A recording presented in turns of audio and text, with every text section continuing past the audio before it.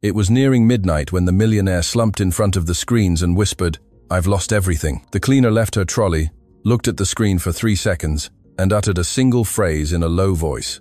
Her destiny changed there. The city lights reflected against the 32nd floor windows of the Emerald Corporate Center, as if the night itself wished to bear witness to what was about to unfold. It was almost midnight, and the financial heart of Dublin was already asleep. But up there, on the top executive floor, 2 lives that had never truly intersected were about to collide in the only way that changes destiny. In silence, without witnesses, and with the quiet force of unplanned events, Anya O'Sullivan pushed her service trolley down the carpeted executive corridor with the short, precise steps she had learned to take over the last years of her life. A middle-aged woman, with discreet gestures and an intelligent gaze, employed on the night shift by Emerald Isles Cleaning Services. She carried a small backpack on her shoulder where she kept a flask of strong tea, an apple, and a thick, dark blue-covered book. A book that no other member of the cleaning team ever carried. A book that if any of the executives on the floor had seen, would have made them catch their breath for an instant. But none of them had ever looked at her long enough to notice the book. That was actually the first rule of the 32nd floor. The woman with the trolley was invisible. Anya, the low voice of Moira Kelly, the cleaning company's night supervisor, an older woman with a dry manner, grazed her ear as she passed. "Remember the office at the end? The CEO is still inside. He called me internally almost half an hour ago and asked that no one enter until further notice. When he leaves, you go in, do what's needed, and leave. No greetings, no questions." "Yes, Miss Kelly. And one more thing." The supervisor held her elbow for an instant. "I don't dislike you, Anya. You joined my team quite a while ago, and I still don't understand what someone with your demeanor is doing on this shift.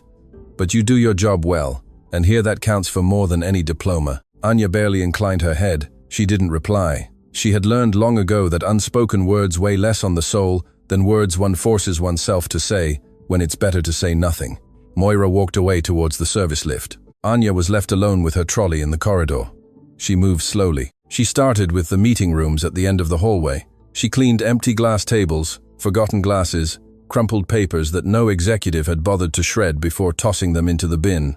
Papers that Anya never read, although her eyes, without her asking, had learned in a fraction of a second to recognize whether what lay before them was a quarterly balance sheet, an internal memo, or a portfolio exposure report, because Anya O'Sullivan had years ago been another woman, a woman who had studied risk modeling and anomaly detection in algorithmic systems at Trinity College Dublin, a woman who had worked on a quantitative trading desk for an internationally recognized financial institution when she was still young and the world seemed an open map, a woman whose father, Seamus O'Sullivan, a university professor of applied mathematics, had placed her first scientific calculator in her hands before her first doll, telling her with the solemnity of men who love what they teach, "My dear, numbers are a language. Learn to listen to them. People lie. Numbers never do." But that woman no longer existed outwardly.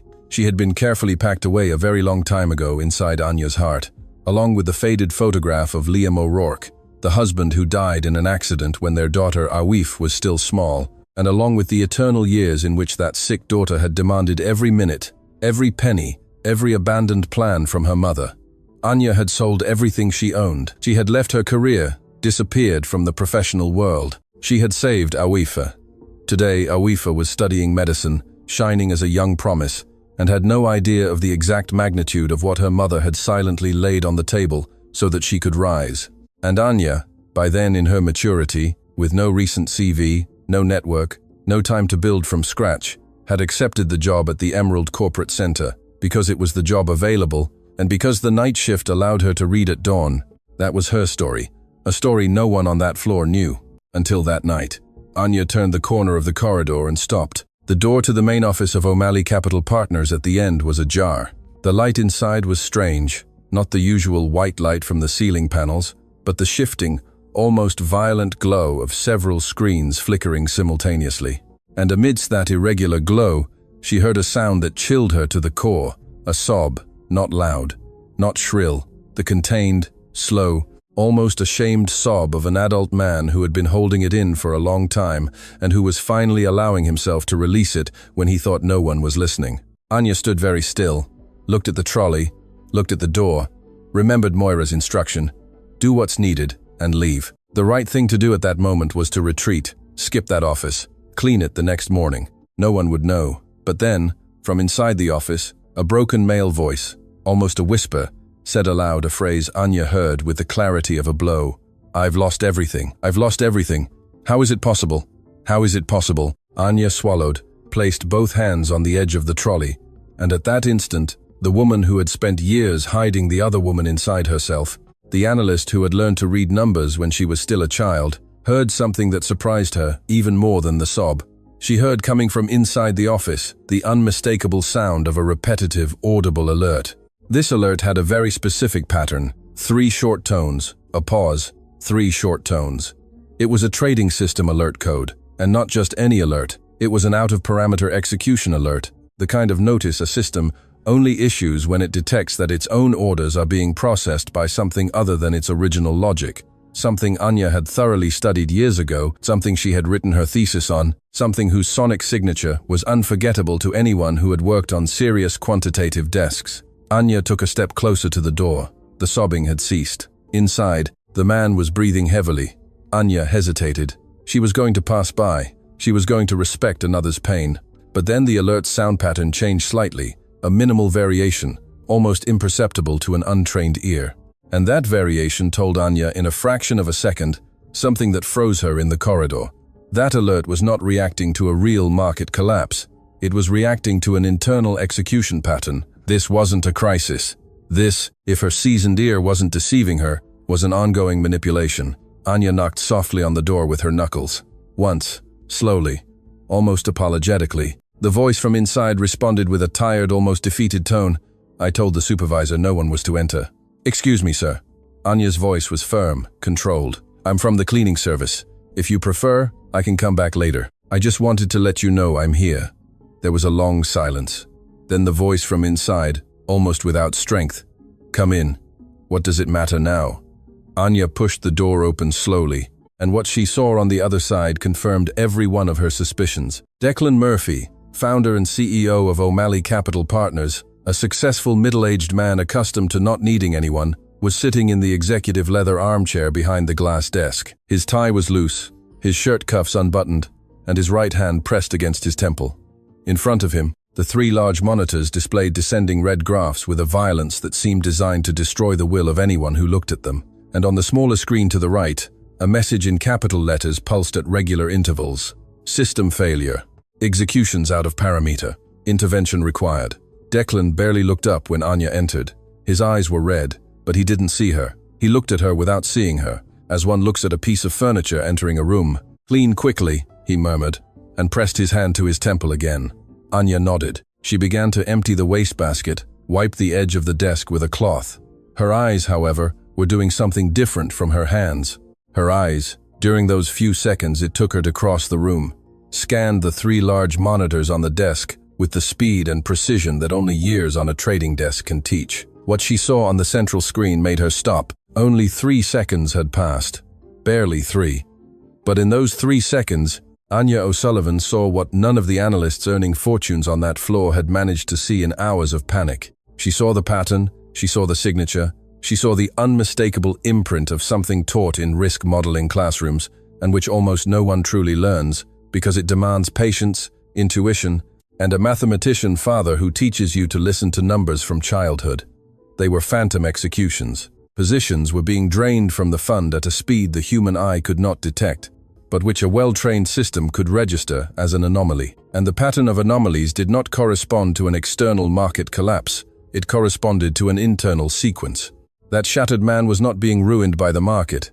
He was being ruined by someone from within. Anya straightened slowly, pressed the cloth against the side of the trolley, looked at Declan, looked at the screen, looked at Declan again, and for the first time in years, she heard inside herself her father Seamus's voice, telling her, "My dear, numbers never lie, but sometimes they shout, and when they shout, you have to speak." She took a deep breath, placed a hand on the edge of the table, and said in a low voice, almost apologetically in advance, a single phrase, "Forgive my intrusion, sir, but that screen isn't showing you a market failure. It's showing you anomalous internal executions. If you don't shut down that system in the next few minutes, you'll lose even more. And not because of the market." Declan Murphy raised his head, and for the first time that night, He looked the woman with the trolley in the eyes. Truly, the silence that followed Anya's phrase was one of those silences that weigh more than any shout. Declan Murphy stared at her, unblinking, his hand still pressed against his temple, as if his brain was trying to process something that didn't fit any of the categories he had used in his entire adult life.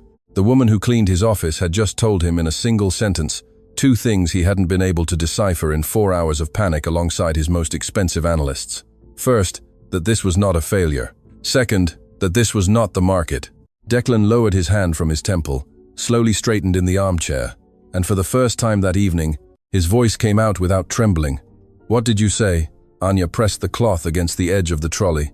She felt her heart pounding in her chest with a force she hadn't felt in many years. A part of her, the prudent woman, the woman who had learned to disappear for an entire decade, screamed at her to apologize, to say she had made a mistake, to return to her trolley and clean the next room. But the other part of her, the old voice of her father Seamus telling her, "My dear, when numbers shout, you have to speak," held the man at the desk's gaze. "I told you, sir, that screen is not showing you a system failure. It's showing you anomalous internal executions. And if you don't shut down the algorithmic engine in the next few minutes, you'll continue to lose positions, even if the market closes." Declan remained silent. His eyes, red just moments ago, were now fully awake, as if someone had thrown a bucket of cold water over his head. How do you know what I'm looking at?" Anya hesitated, but there was no turning back. That threshold had been crossed the second she decided to speak, and inside her, something that had been dormant for years began to awaken like a gentle but firm beast. "Sir, look at the right-hand column on the central screen, the column where the latest executions per millisecond are listed. Do you see it? I see it. Notice the interval between each operation. Normal ones have a natural variation. Yours, in the last few minutes, have a regularity that is neither human nor market-driven. Every certain number of legitimate operations, an operation appears that does not fit the logic of the previous ones. It's a pattern, and patterns, sir, do not generate themselves. Someone programs them." Declan turned his chair towards the central screen, leaned forward, and for the first time all night, he looked at the data as he should have looked at it from the beginning. Not with the panic of someone who believes they are losing, but with the cold eye of someone who begins to suspect they are being robbed. 20 seconds passed. 30. Anya didn't move. When Declan turned back to her, his face had changed. It was no longer the face of the broken man from minutes ago. It was the face of a hunter who has just scented his prey. "You're right, ma'am, you're right. Every 43 operations, there's one that doesn't respond to the main algorithm. Exactly every 43. My system doesn't program like that. My system doesn't think like that. This isn't my system." Anya nodded. "Shut down the engine, sir, before you say anything else. Shut it down. Every minute that code keeps running is your money going to a place you didn't choose." Declan hesitated for just an instant. Then he reached for the keyboard. His fingers flew across the keys with the precision of a man who knew every shortcut of that software by heart. 3 commands, a password, a confirmation. The central screen flickered twice, and then, with a soft sound, almost a sigh, the algorithmic engine of O'Malley Capital Partners stopped. The silence in the office became absolute. Declan leaned back in his armchair, closed his eyes. For an instant, Anya thought the man was going to collapse again. But when he opened them, the expression he had was new. It was the expression of someone who understood in a fraction of a second that he had been about to lose much more than he already thought he had lost. "Ma'am," he said with the slow voice of men who are afraid of making a mistake in the next word. "Tell me your name." "Anya O'Sullivan, sir." "And tell me, Miss O'Sullivan, how do you know what you know?" Anya lowered her gaze for an instant, then raised it again. She felt the years of silence rise in her throat, like a river that had finally found an outlet. "Because many years ago, sir, before I started pushing this trolley, I worked on a quantitative trading desk. I have a master's in risk modeling and anomaly detection from a European university. My thesis was precisely on the statistical signature of internal algorithmic manipulations in trading systems." Declan Murphy was speechless. Slowly, almost unwillingly, his eyes traveled from Anya's face to the cleaning trolley, from there to the small backpack she carried on her shoulder, from there to the barely visible outline of a thick, dark blue covered book peeking out from inside the backpack. "May I see what book you have there, ma'am?" Anya hesitated for just a second, then opened her backpack, took out the book, and placed it on the desk in front of Declan. It was a technical book on financial mathematical modeling, an advanced edition in its original language, with pencil annotations in the margins and precise underlining in every chapter. The kind of book no member of the cleaning team in history would ever have carried in a backpack at 11 at night. The kind of book only someone who hasn't stopped belonging to the profession, even if the profession has left them out, reads after many years away from the trade. Declan ran his fingertips over the cover. Then he looked at Anya with a mixture of disbelief and respect that she hadn't received in a long time. "Miss O'Sullivan, you shouldn't be cleaning this floor. You should be sitting up there in a position, earning what the analysts who couldn't see in 4 hours what you saw in 3 seconds are earning. Life has its reasons, sir." Declan stood up, walked to the window, and looked at the night city for a long time. When he turned back to her, there was a new determination in his eyes. "Miss O'Sullivan, what you just did probably saved a huge portion of my fund, but what's coming now is worse, much worse. Because if what you say is true, someone from my own company, someone with access to the algorithmic engine, is moving the mechanism. And if they're moving it tonight, it's because someone planned this night. It's because someone knew I was going to be alone in the office. It's because someone wanted the fund to wake up tomorrow in such a grave situation that there would be no return." Anya listened to every word with the same respectful silence with which her father Seamus had taught her to listen to her teachers when she was a child. "Sir, who in your company has access to the algorithmic engine?" Declan thought for just a second. The answer came out quickly, almost automatically, but tinged with a shadow she immediately recognized. The shadow of a man who has just understood too late a truth that had been before his eyes for a long time. "Only 2 people in the world, ma'am. Myself and my founding partner, Brendan Doyle." The name hung in the office like a sentence. Anya did not reply. She didn't need to. Declan Murphy's face said everything she needed to hear. The man raised a hand to his forehead, leaned against the glass desk, and for an instant was again the broken man from half an hour ago. But this time the difference was enormous. This time he was no longer broken by a loss he didn't understand. He was broken by a betrayal he was just beginning to understand. "Brendan," he murmured. "Brendan, with me from day one. Brendan, who was at my father's funeral. Brendan, who signed the fund's first incorporation contract with me when we were just 2 young lads with nothing. Brendan." Anya remained silent. Declan raised his face. His eyes, now completely dry, had the cold firmness of a man who is beginning to calculate consequences in real time. "Miss O'Sullivan, I need to ask you something, and I need you to answer me honestly, because what you decide in the next few minutes will change many lives, including mine. And if you accept, yours too. I'm listening, sir. I need you to stay here tonight with me. I need you to help me document the pattern you detected. Every operation, every millisecond, every trace. I need to build, before dawn, technical evidence solid enough so that tomorrow I can confront Brendan with proof, not suspicion. And I need to do it with someone who understands what they're looking at. And in this building tonight, the only person who understands what they're looking at is you." Anya felt the blood rush to her cheeks, not from pride, but from fear, from the sudden awareness that this threshold, once crossed, had no turning back. If she said yes, her quiet life of night shifts and morning reading would end that very night. If she said no, it would also end, but with the eternal guilt of having seen what she saw and done nothing.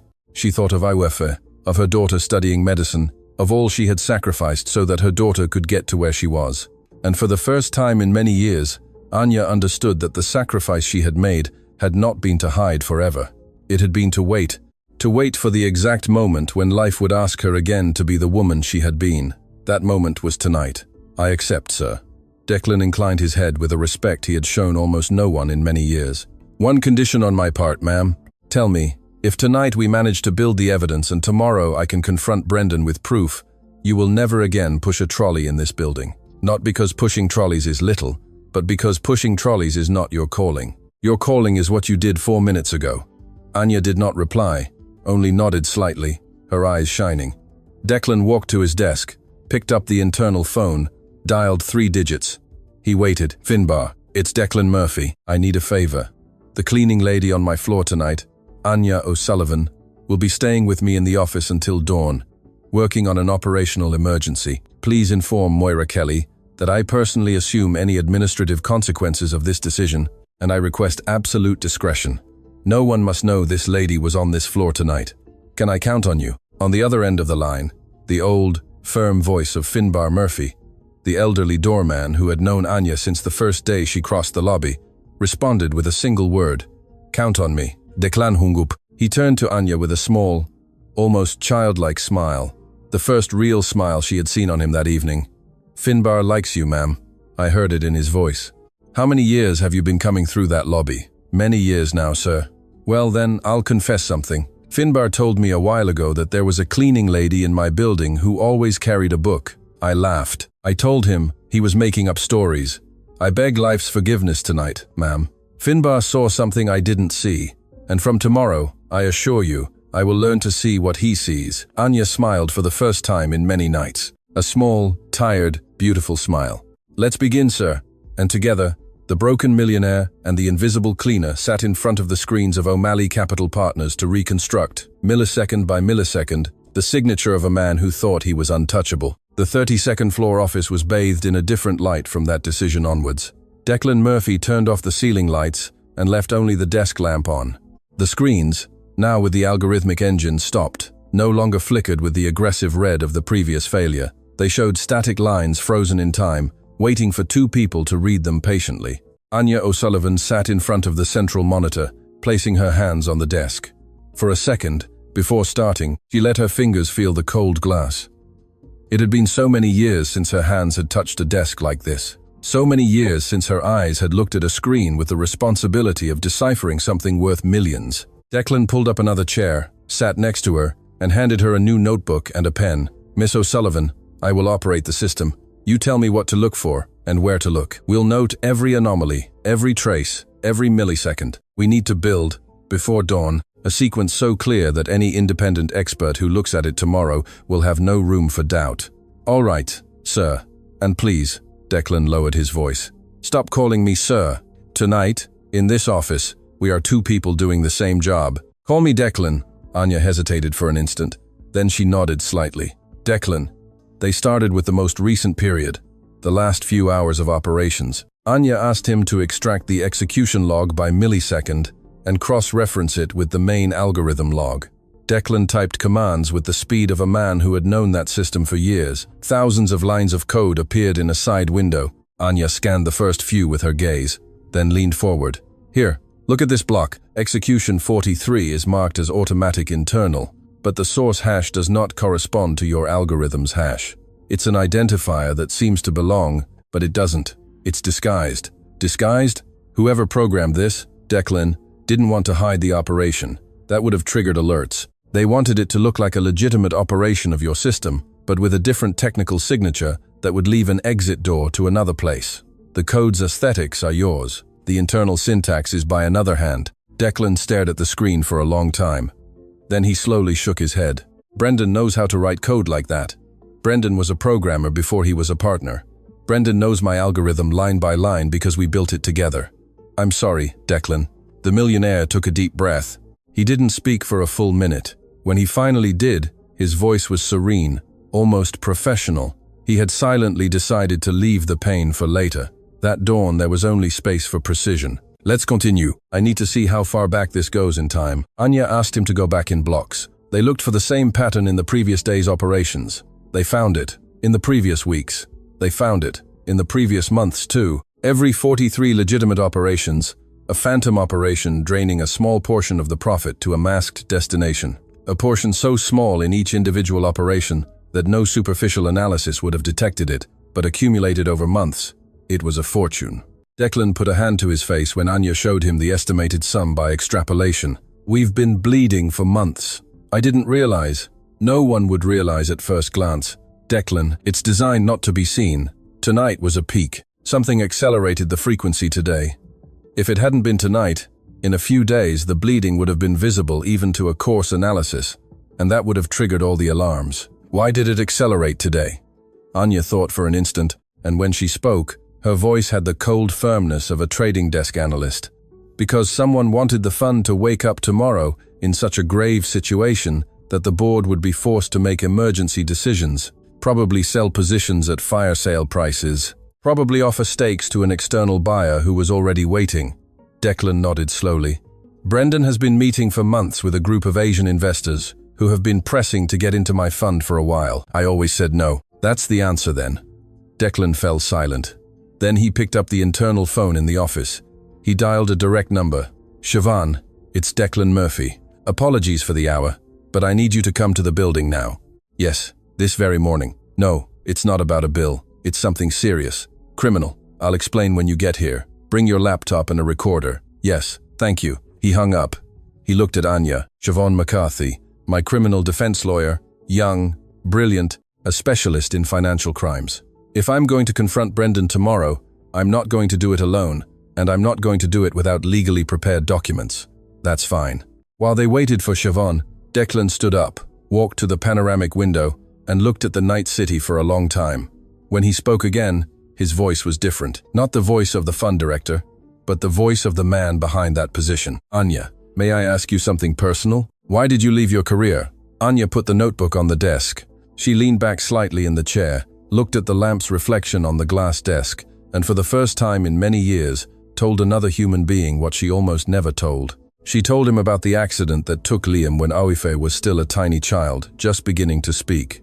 She told him about the medical diagnosis that came a few months later and changed everything. She told him about the years when life was reduced to a hospital, a pharmacy, a waiting room. She told him how she had sold the apartment, the car, the books, the watches, everything but the technical books, because those were the only things her father had left her, and because something inside her knew she would need them again someday. She told him about the year Awife finally got out of bed and went back to school, and the year Awife entered university to study medicine, and how when Anya tried to return to the professional market, she discovered that the world had moved on without her, that her CV was from another decade, that the doors were closed, and that the only job she found was the night shift at Emerald Isles Cleaning Services. And here I am, Declan, pushing a trolley in your building. Declan turned from the window. His eyes were shining. Anya, Aif knows nothing of what you did, does she? She knows the bare minimum. She knows I worked in finance before. She knows I left my career to care for her. She doesn't know the magnitude, and I never wanted her to know. Daughters don't have to carry the burden of their mother's sacrifices, Declan. I learned that when I lost my own father. Declan lowered his head. I didn't understand my father in time. When he passed away, I was too busy building this fund. I didn't go to the hospital in his last days. Brendan did. Brendan was there when I wasn't, and my father, before he died, made me promise to look after Brendan. He told me that boy was loyal, that he treated him like another son. He paused. Tonight, Anya, besides discovering that my partner robbed me, I discovered that my father was wrong in judging a man, and that hurts me more than the loss of money. Anya didn't reply immediately. When she did, her voice was soft. Declan, your father wasn't wrong in judging Brendan. He judged him for the young man he was then. People change. Sometimes for the better, sometimes not. Your father loved him for what he saw. Don't blame him for what he couldn't foresee. Declan raised a hand to his eyes. He nodded slowly. He didn't say anything else for a while. Siobhan McCarthy arrived at the office almost an hour later. A young woman, firm-footed, in a sober suit, a professional backpack on her shoulder. Declan introduced them. Siobhan shook Anya's hand with a respect that was not merely courteous, but one of immediate technical recognition. Declan had explained on the phone who the woman sitting next to him was. Miss O'Sullivan, it's a pleasure. Declan told me a little about your background. We'll be working together this morning. I need you to explain to me in legally usable terms exactly what you discovered and how you prove it. Whatever you need, barrister.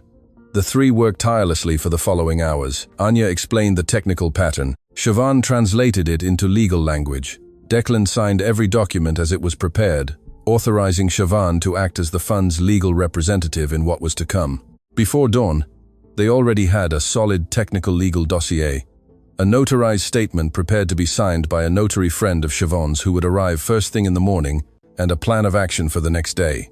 Declan, listen carefully. Siobhan had sat on the edge of the desk. Tomorrow, when Brendan arrives, you don't confront him alone. I'll accompany you. Miss O'Sullivan stays outside the office in an adjoining room with all the material visible.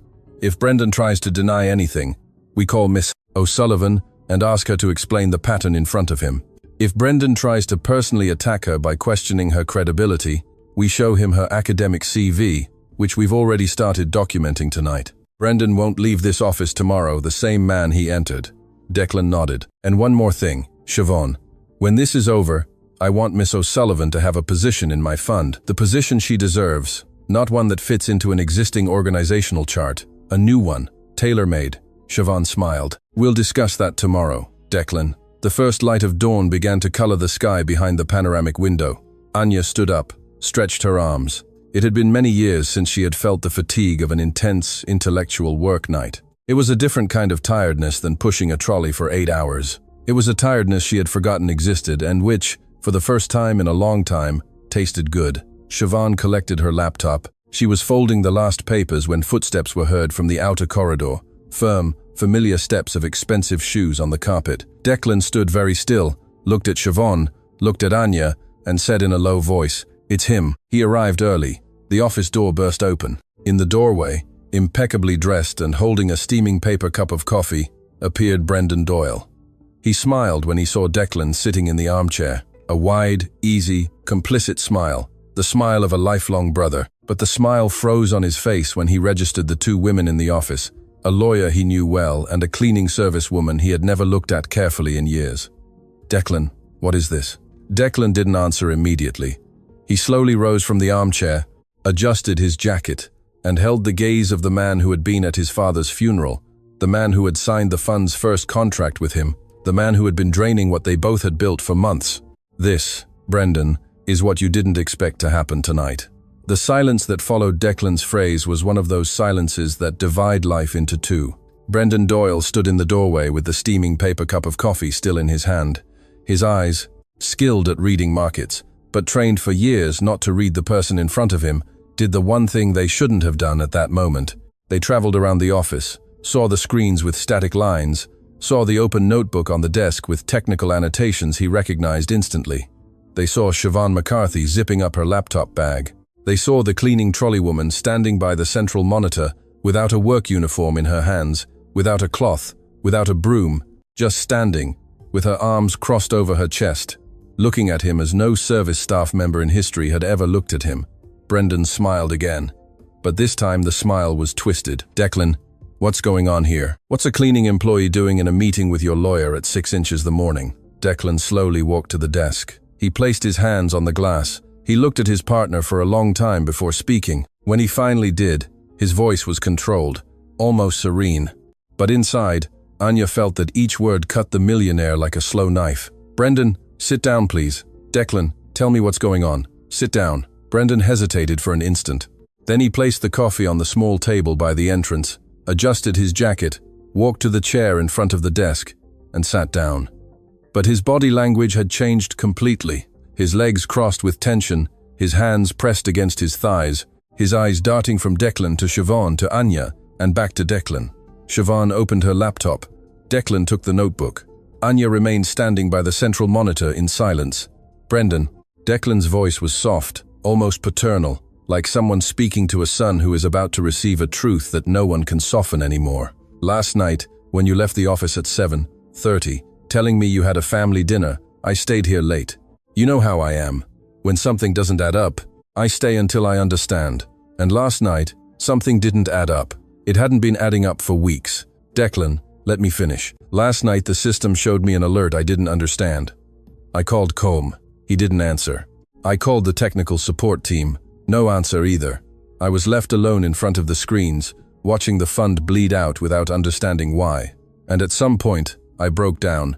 Brendan. I cried in front of the screen as I hadn't cried since my father's funeral. I thought I had lost everything. Brendan opened his mouth to speak. Declan raised a hand. And then, Miss Anya O'Sullivan entered the office. She's from the building's night cleaning service, and she told me in a single sentence that what I was seeing on the screen was not a market failure, but an internal manipulation. Brendan slowly turned his head towards Anya. He looked at her with an expression that was no longer that of a surprised partner. It was the look of a man who understands, in a fraction of a second, that the piece he had dismissed as irrelevant was the one that would cost him the entire board. Declan, this is absurd. A cleaning woman can't know. Brendan, Declan's voice dropped a tone. Miss O'Sullivan has a master's in risk, modeling and anomaly detection from a European university. Her thesis was precisely on the statistical signature of internal algorithmic manipulations. She worked for years on a prestigious international quantitative desk before retiring for personal reasons. In 3 seconds, she saw on my screen what none of our analysts had seen in 4 hours, and we spent the entire morning, she, I, and Siobhan, reconstructing the pattern's signature. Brendan swallowed. And the pattern's signature. Brendan, it leads to you. Every line of additional code was written by someone who knows my main algorithm by heart. Every phantom operation exits through a masked route that only 2 people in the world know. You and I. And it wasn't me. Declan, listen to me. We've been bleeding for months, Brendan. Every 43 legitimate operations. A phantom operation draining a fraction to a parallel structure. A fraction so small that no surface auditor would detect it, but accumulated a fortune. Last night you accelerated the frequency. Why? Because you wanted the fund to wake up today in such a deep crisis that the board would be forced to accept the offer from the Asian group you've been meeting with for months. The offer I rejected 3 times, the one you kept negotiating behind my back. Brendan put a hand to his neck, loosened his tie. His face, white moments ago, began to sweat. This is ridiculous. I would never. Siobhan turned her laptop screen towards him. On the screen, a chain of emails extracted from the fund's server that very morning with Declan's corporate credentials clearly showed the correspondence between Brendan and a representative of the Asian fund. Dates, figures, draft agreements, with clauses that would only activate if O'Malley Capital Fund reached a state of technical insolvency before the end of the month. Brendan closed his eyes. Siobhan then spoke with the professional calm that only very experienced criminal defense lawyers possess. Mr. Doyle, I have here a preliminary notarized statement signed this very morning by a notary who will arrive in a few minutes to formalize it.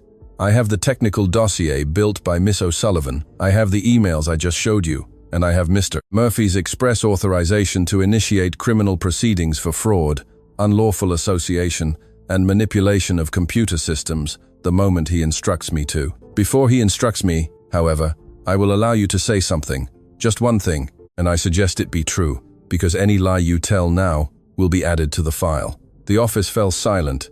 Brendan took a deep breath. For an instant, Anya thought he was going to deny everything, invent a justification, play the role of an innocent partner, surprised by a conspiracy. But Brendan Doyle was not a stupid man. He had built an entire career on knowing when a position was already lost, and when continuing to hold it was a greater cost than closing it. He lowered his head. When he spoke again, his voice was broken.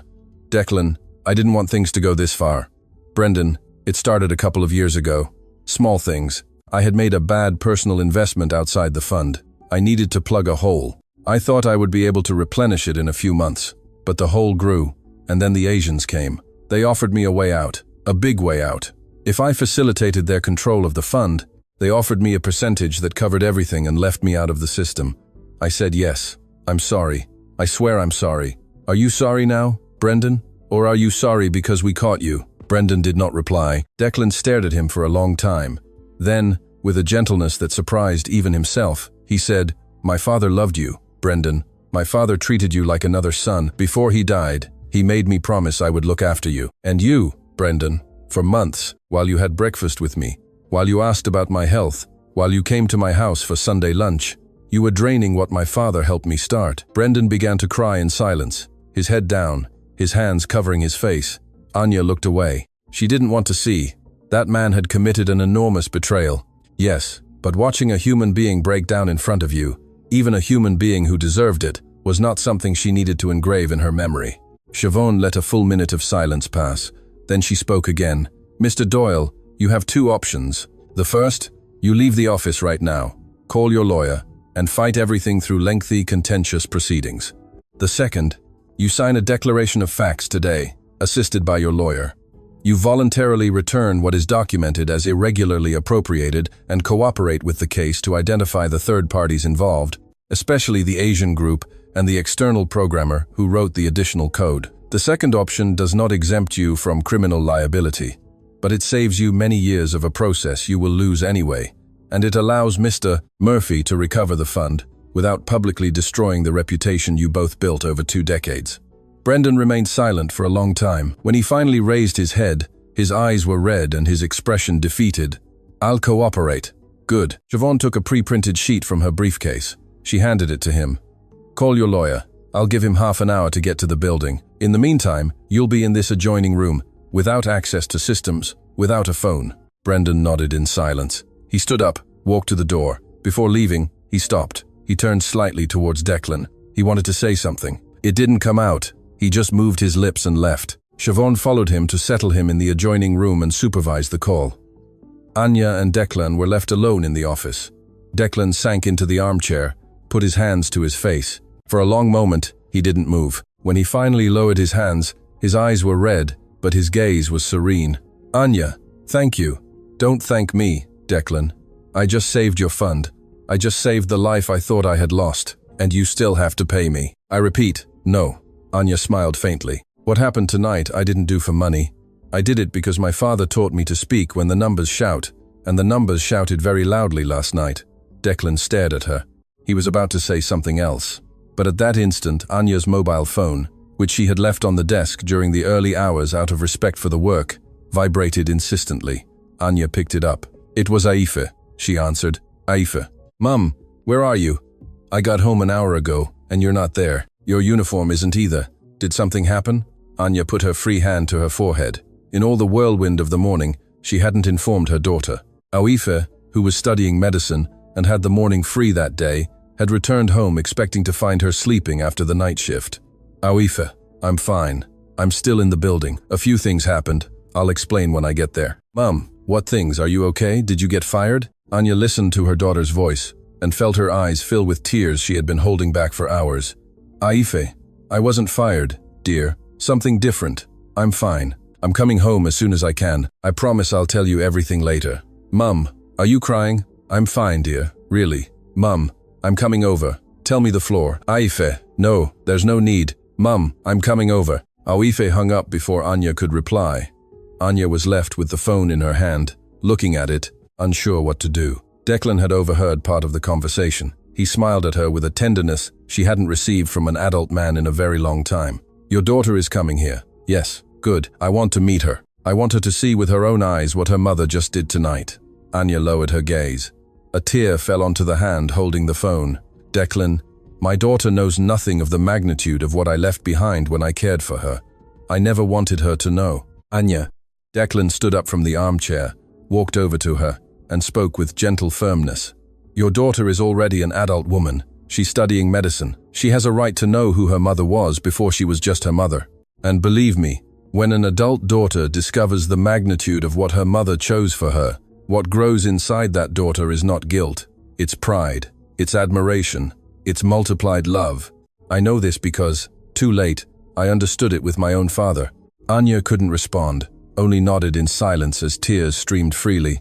And from the corridor, still several floors away, but ascending in the lift, Aifa O'Sullivan approached the 32nd floor, unaware that that morning she would meet for the first time in her life the complete woman her mother had kept silent for so long. The lift of the Emerald Corporate Center ascended silently to the 32nd floor.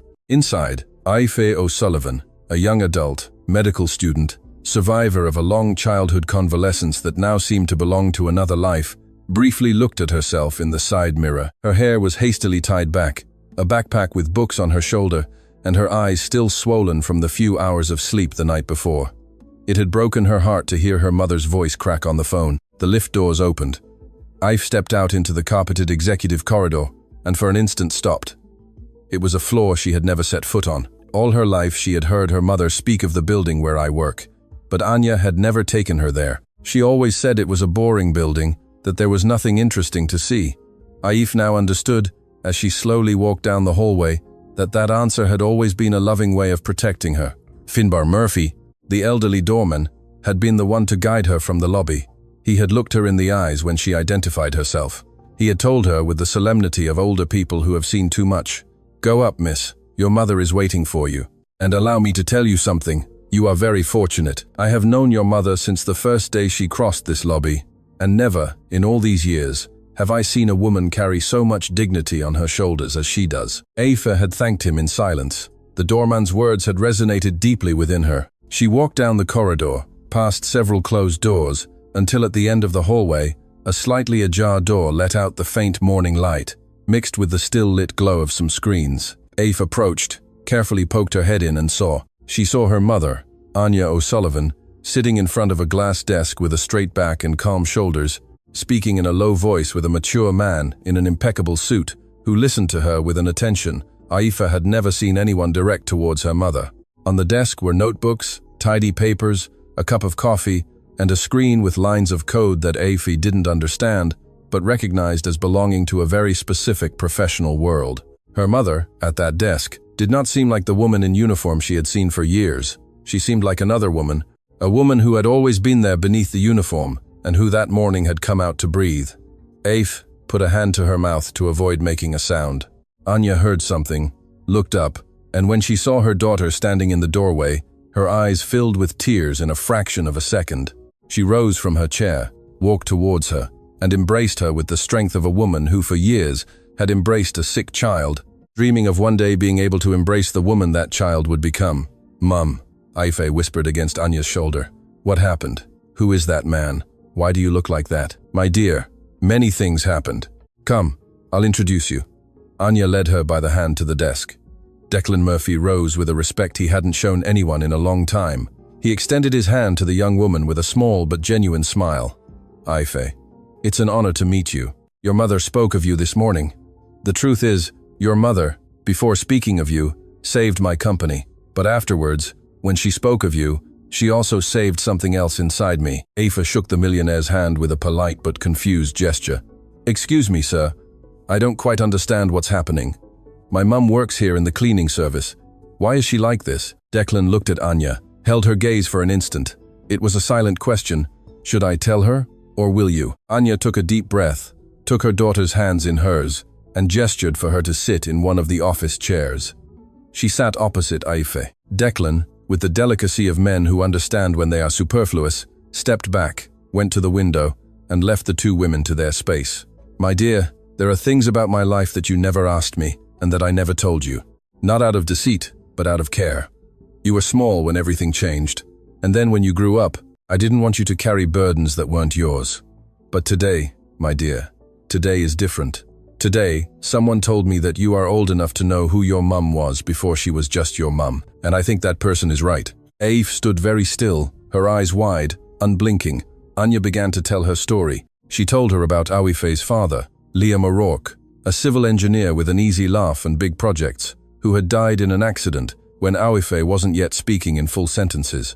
She told her about Anya's own father, Seamus O'Sullivan, a university professor of applied mathematics, who had died shortly before Liam, leaving his daughter as his sole inheritance, the rigor of knowing how to read numbers as one reads a language. She told her about the career she had built when she was young, her studies at a European university, her master's in risk modeling, the years on a prestigious international quantitative desk. She told her about the diagnosis that came when Aife was still small, and how at that moment Anya decided, without a single second of hesitation, that her career could wait, but her daughter could not. She told her about the years in the hospital, the treatments, the sale of everything they owned, and how, when Aife finally recovered and entered university, the professional world had no longer been able to reopen for Anya. Aif listened to every word without interrupting. Halfway through the story, the young woman's eyes began to well up. By the end, tears were streaming freely down her cheeks. When Anya finished, Aife didn't speak for a long minute. Then she got up from her chair, walked to her mother, knelt in front of her on the office carpet, and embraced her knees with the force of a small child, even though she was now an adult woman. Mum, I didn't know half of this. You didn't have to know, my dear. Not like this. Not as a child. I always thought you had studied a bit and then left for me. But not this. Not a big career. Not this.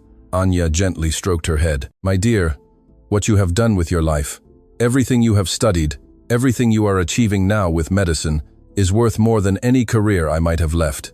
I chose. I don't regret it. And if I had to choose again, my dear, I would choose you again. 1,000 times. Aoife buried her face in her mother's lap. She wept openly. Declan by the window also wept in silence, without moving his shoulders, without making a sound.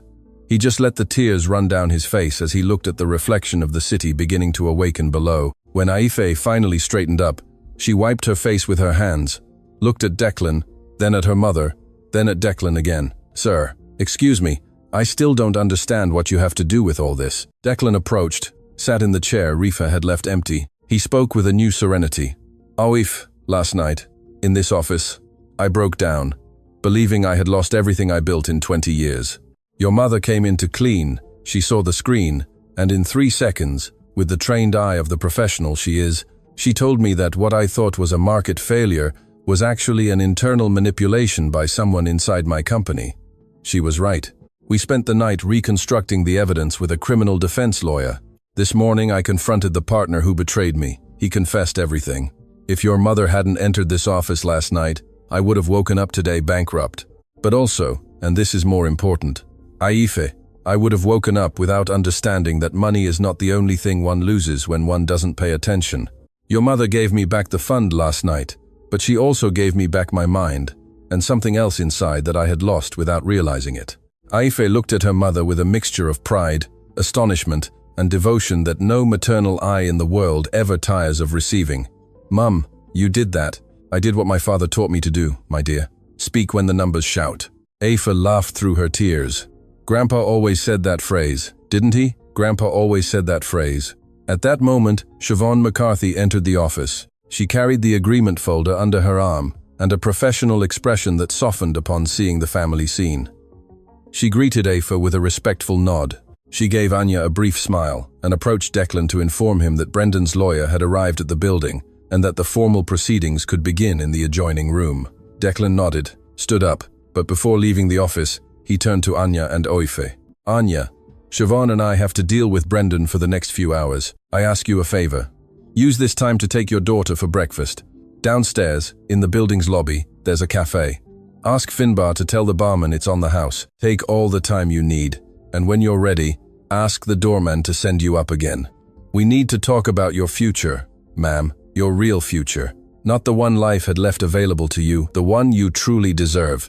Anya couldn't respond, only nodded, her eyes full of tears. Aife took her mother's hand, squeezed it. The two women left the office together. As they crossed the corridor towards the lift, Aife rested her head against her mother's shoulder for a few seconds, in a small gesture that said everything. In the lobby cafe, sitting at a small table by the window, mother and daughter ordered 2 coffees with milk and 2 pastries. Finbar, true to Declan's request, had given the instruction to the cashier even before they arrived. Anya tried to pay. The young man behind the counter smiled and told her it was Declan Murphy's treat. Anya and Aife remained silent for a long time. It wasn't an awkward silence. It was the silence of 2 women who had spent a lifetime caring for each other and who, that morning, could finally breathe at the same time. Mum, tell me, my dear, are you happy? Anya thought for an instant. Then she took her daughter's hand across the table. My dear, I was happy many times. When I married your father, when you were born, when your father put you in my arms and I saw his face, when you recovered from your illness, when you entered university, when you told me you were going to be a doctor, I was happy many times. And happy like today, my dear, it's been a very long time. Something happened last night that I can't quite explain in words, but something that had been dormant inside me for years, my dear. It rekindled tonight. Aife squeezed her mother's hand tightly. Mum, promise me one thing. Whatever you want. Promise me you'll never hide again. Anya couldn't respond, only nodded as tears fell onto the table. Meanwhile, several floors above, in the room adjoining the office, Brendan Doyle signed the first page of the cooperation document, assisted by his lawyer. Siobhan supervised each signature. Declan watched in silence. But this time, Declan was not thinking about Brendan. He was thinking about a woman who had entered his office last night with a cleaning trolley and who had returned to him, asking nothing in return, not only his company but the necessary shame to become a dignified man again. And he was also thinking that he had a position to create that very morning, a position that would bear the name of the woman who deserved it, a position that, if all went well, would ensure that Anya O'Sullivan would never again push a trolley in any building in the world. But first, there was a call he had to make.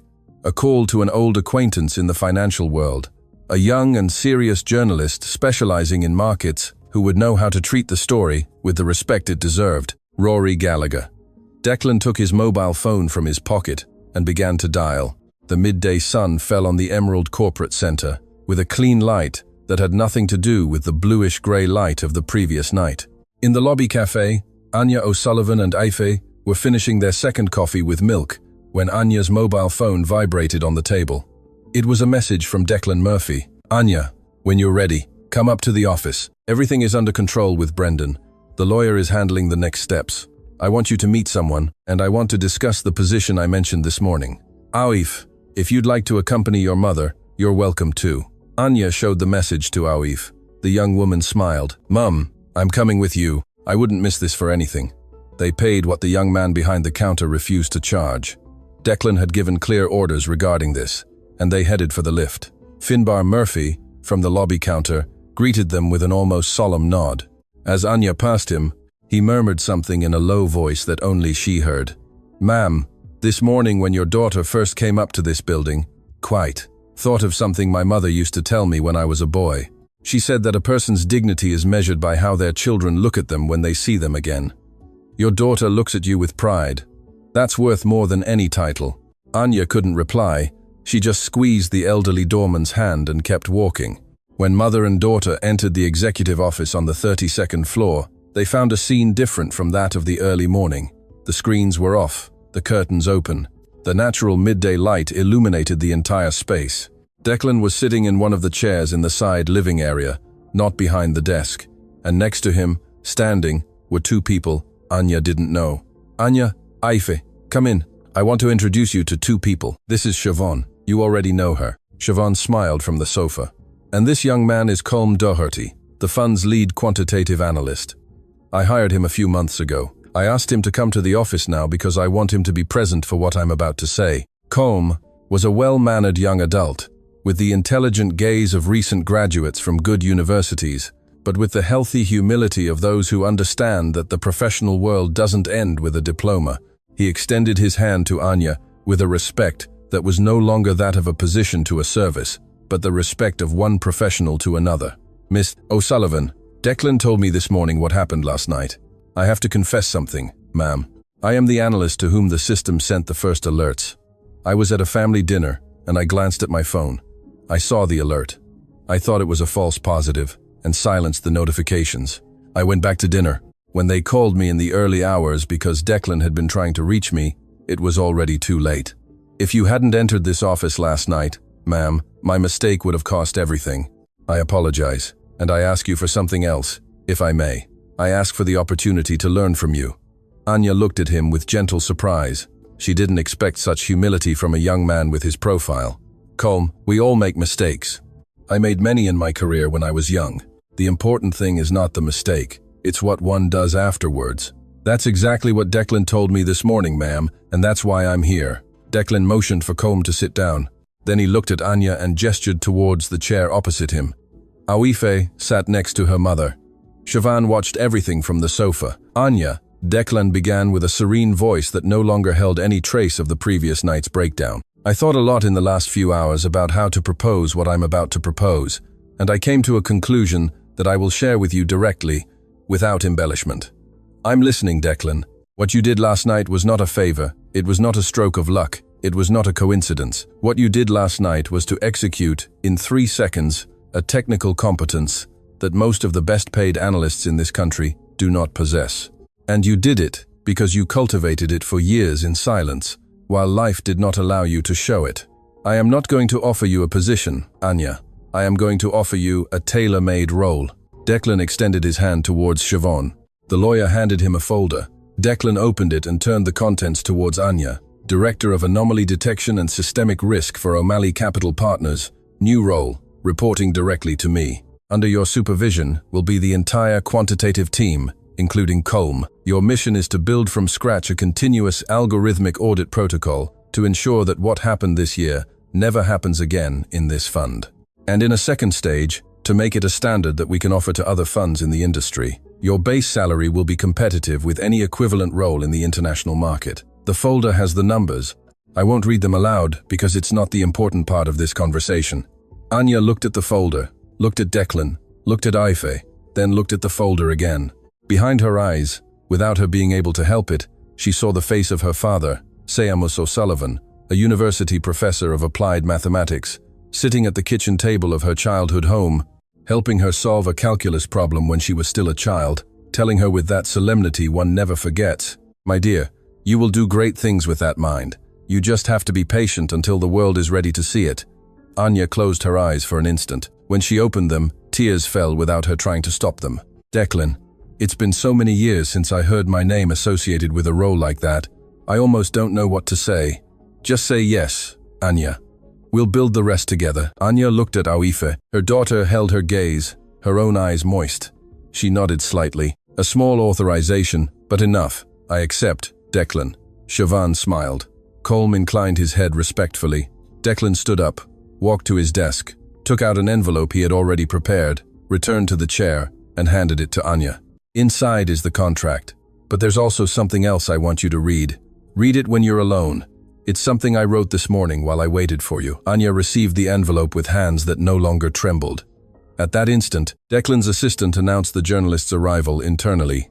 Declan asked her to let him in. Rory Gallagher entered the office with a modest step, an old notebook under his arm, and a small recorder in his other hand. He was a young journalist, specializing in finance and markets, known in the industry for publishing technically rigorous and humanly respectful pieces in a prestigious digital medium. He greeted Declan with a handshake, then he greeted Siobhan, and when he reached Anya, he did something that surprised her.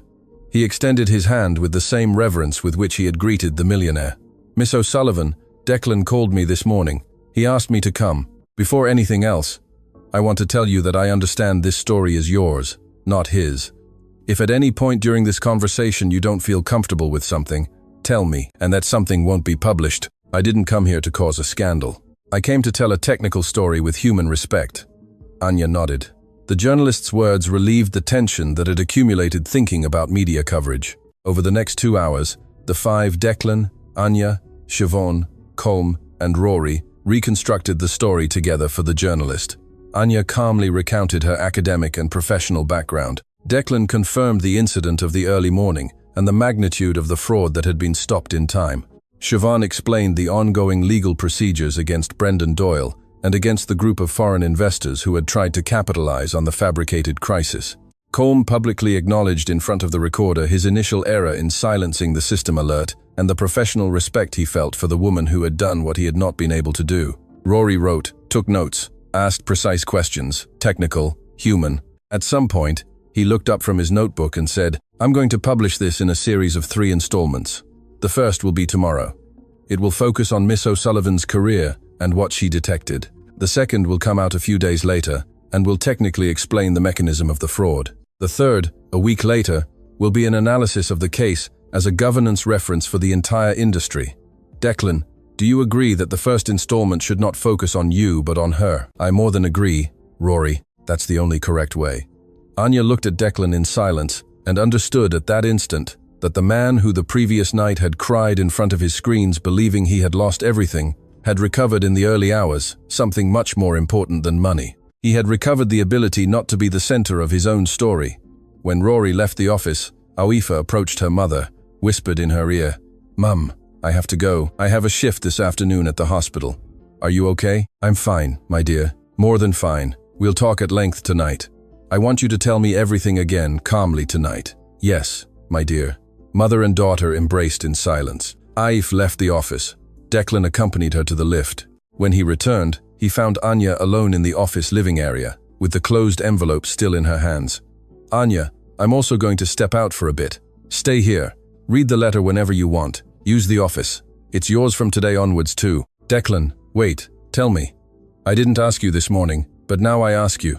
What was your father's name? Declan stood in the middle of the office. The question caught him off guard.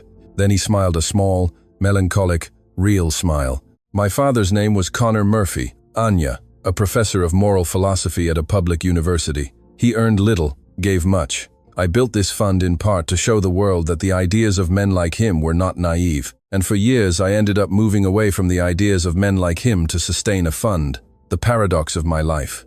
Anya nodded slowly. Your father would be proud of you today, Declan. I hope so, Anya. I hope so.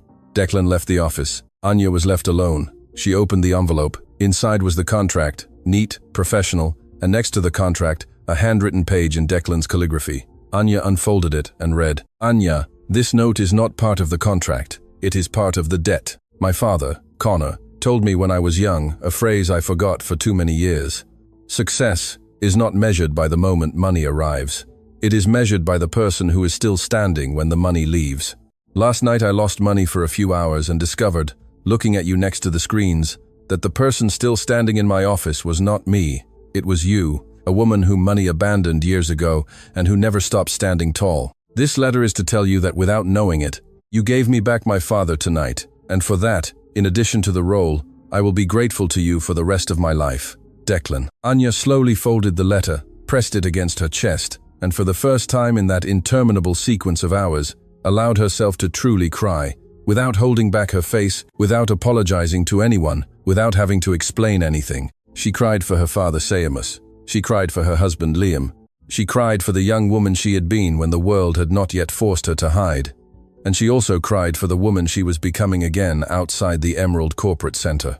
Meanwhile, Rory Gallagher was already walking down the pavement with his notebook full, dialing his editor-in-chief's number on his mobile phone to request space on the digital medium's front page the following day. And the next day, before noon, the first installment of that series was published with a title that would circulate for weeks throughout the Irish financial world. But that was already a story that belonged to the whole world. The next morning, before noon, the first installment by journalist Rory Gallagher appeared on the front page of the digital medium where he worked. The title was simple, powerful, without spectacle. The analyst who cleaned desks, the woman who detected in 3 seconds what an entire fund failed to see in months. The piece was not a scandal, but a technical and human tribute. Rory had kept his word. The focus of the article was not Declan Murphy, but Anya O'Sullivan, her European academic background, her thesis on anomaly detection, her decision to abandon her career to care for a sick daughter. The years of silence and the dawn when the trained eye of a mature woman saved an investment fund that many analysts in brilliant positions had failed to protect. The article was widely shared. University professors sent it to their female students. Mothers who had left careers wept reading it on their phones while serving breakfast. Young analysts saved it as an ethical reference, and in investment fund offices across the continent, senior partners read it with a new discomfort, the healthy discomfort of someone who understands too late that the person cleaning their office might have a better master's degree than their own. The next 2 installments were released in the following days. The second rigorously explained the technical mechanism of the algorithmic fraud. The third proposed the O'Malley case as a reference for a new generation of continuous audit protocols. Far from sinking due to the scandal, O'Malley Capital Partners became a symbol of renewed governance in the industry. A week later, in a meeting room on the 32nd floor of the Emerald Corporate Center, Anya O'Sullivan presided over her first working meeting as Director of Anomaly Detection and Systemic Risk. She wore a tailor-made dark suit, carried a new notebook, and the small, faded photograph of Liam O'Rourke tucked into the inside pocket of her jacket.